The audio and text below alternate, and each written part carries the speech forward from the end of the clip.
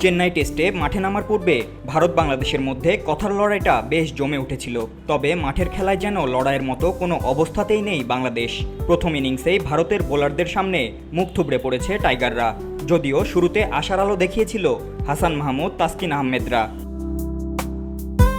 Test শুরুর প্রথম দিনেই টাইগার বোলারদের তোপের মুখে পড়েছিল ভারত। হাসান মাহমুদের পেস আর সুইংয়ে যেন অল্পতেই গুটিয়ে যাওয়ার শঙ্কা জেগেছিল রোহিত কোহলিদের। তবে 6 উইকেটের পতনের পর জাদেজা আশ্বিনের ব্যাটে প্রত্যাবর্তন হয় ভারতের। 199 রানের লম্বা পার্টনারশিপে খেলার মোড় ঘুরিয়ে দেন এই দুই অলরাউন্ডার। দ্বিতীয় দিনের খেলার শুরুতেও দাপট দেখিয়েছে টাইগার বোলাররা। 40-এরও কম রানের মধ্যেই বাকি 4 উইকেট নিয়ে ভারতকে থামায় 376 রানে।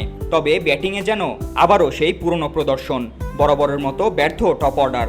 মিডল অর্ডার প্রত্যাবর্তনের চেষ্টা করলেও শেষমেশ ইনিংস বেশি দূর নিয়ে যেতে পারেনি তারা। প্রথম ইনিংসে স্বাগতিকদের 376 রানের জবাবে খেলতে নেমে মাত্র 149 রানেই থেমে গেছে টিম টাইগার্সের ইনিংস। তবে প্রতিপক্ষকে ফলো অন না করিয়ে নিজেদের দ্বিতীয় ইনিংসে ব্যাটিং করতে নেমে ভারত দ্বিতীয় দিনের খেলা শেষ করেছে 3 উইকেটে 83 রান করে। দিন শেষে ভারত এগিয়ে আছে 308 রানে। হাতে উইকেট আছে এখনও 60টি। খেলা বাকি আরও 3 দিনের। এখন দেখার বিষয় কত রানে গিয়ে থামে রোহিত শর্মার দল। আর দ্বিতীয় ইনিংসে বাংলাদেশের সামনে টার্গেটই বা কত হয়।